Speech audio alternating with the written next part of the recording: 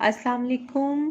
Grade 4 new Oxford modern English poem the mock turtle song, इसकी हमने reading with Urdu translation complete कर ली थी। इसके अलावा इसके वर्ड्स मीनिंग्स और ये तमाम क्वेश्चन आंसर्स भी सॉल्व कर लिए थे। इनकी वीडियोस आप चैनल पर देख सकते हैं। आज हम करेंगे इसकी एक्सरसाइज बी का क्वेश्चन नंबर 1 और बाकी की तमाम exercises. Can you complete these well known phrases, इन मशहूर जुमलों को कंप्लीट करना है, फ़िक्रों को। अगेन एंड अगेन, इसका मतलब होता है फिर से, बार बार या दोबारा। मोर और लेस, कमो बेश, ज़्यादा या कम। अप एंड डाउन, ऊपर और नीचे। फार एंड वाइड, दूर दूर तक। नीदर हेयर नॉर देयर, यानी ना यहाँ ना ही वहाँ। बैकवर्ड्स एंड फॉरवर्ड्स, पीछे और आगे। हेयर एंड देयर, यहाँ और वहाँ या इधर उधर। वंस और ट्वाइस, एक बार या दो बार। क्वेश्चन नंबर 2 है find the meanings of these words in the dictionary, use them in sentences of your own.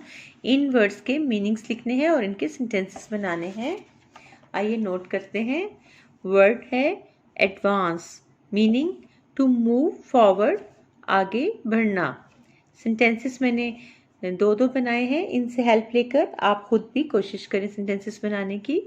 They advanced to the river, the army advanced up the hill.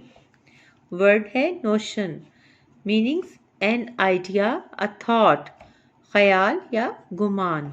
Sentences I had no notion that you were coming. He had no notion of leaving his hometown. Word scaly, meaning with scales on body, यानी खपरीली, जैसे मछली के जिस्म पर छिलके होते हैं, परतदार तहें। Sentences the skin on my face was dry and scaly. Second sentence है most fish have scaly bodies. Word pale, meaning yellow, turn white with fear, जर्द, खौफ से जर्द पड़ जाना या सफेदी माइल हो जाना। Sentences when she heard that news she turn pale, he turn pale with fear. Exercise C, direct and indirect speech. इन एग्जाम्पल्स को आपने अच्छी तरह पढ़ना है और समझना है और फिर क्वेश्चन नंबर 1 को सॉल्व करना है। डायरेक्ट और इनडायरेक्ट स्पीच क्या होती है? एक डायरेक्ट बात होती है जो हमने कही और आपने सुनी अपने कानों से, लेकिन अगर मैं अपनी बात आपसे करूं और आप उसे किसी और से बयान करें तो वो इनडायरेक्ट बात है, उसे रिपोर्ट करना कहते हैं। Turn the following into indirect speech. Make sure you change the pronoun. सबसे पहले सिचुएशन को समझें कि कौन किसको कह रहा है, फिर प्रोनाउन तब्दील करें। अगर रिपोर्टिंग स्पीच में प्रेजेंट और फ्यूचर का फिक्रा है तो इनडायरेक्ट करते वक्त टेंस को तब्दील नहीं करना, पास्ट के फिक्रे में टेंस तब्दील होगा। इन सेंटेंसेस में इन्वर्टेड कॉमास को हटाना है और उसकी जगह डेट लगाना है और फिर प्रोनाउन का यूज करना है। आइए देखते हैं किस तरह। सेंटेंस ए है I am going to the market, he tells me. ये सब्जेक्ट है और ये हिस्सा रिपोर्टिंग स्पीच कहलाता है और ये हिस्सा रिपोर्टेड स्पीच कहलाता है। यहाँ पर इन्वर्टेड कॉमर्स को हटा देंगे और अब इस तरह सेंटेंस बनेगा he tells me that he is going to the market. I am की जगह ही इज आ गया। बी है I am eating my dinner now, he says that he is eating his dinner right now.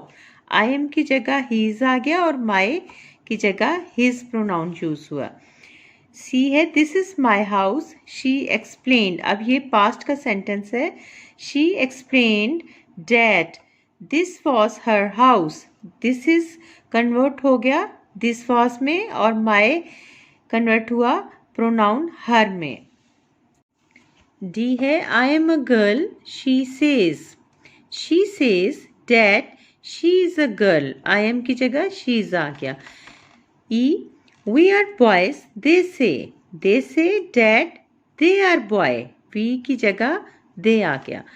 F my father is a builder, he says that his father is a builder, my father की जगह his father change हुआ। G है he works in a very big factory, he told me, ये भी past है, past का sentence. He told me that he worked in a very big factory, he works की जगह ही वर्कड आ गया। Question number 2 है now try and change these sentences into direct speech. A he says he is eating now, अब जो बात report की जा रही है उसे इन्वर्टेड कॉमर्स में लगा देंगे और हीज जो है प्रोनाउन वो आई एम में चेंज हो जाएगा। आई am eating now, he says she is working hard, I am working hard, she says they से their friend is not here, our friend is not here, they says he tells me his father is a writer, my father is a writer, he tells me, Amna tells me she is not well today, I am not well today, Amna tells me। तो ये exercises complete हो गई। Exercise ई composition जो है वो already channel पर मौजूद है, ये आप वीडियो देख लीजिएगा। थैंक यू, अल्लाह हाफिज़।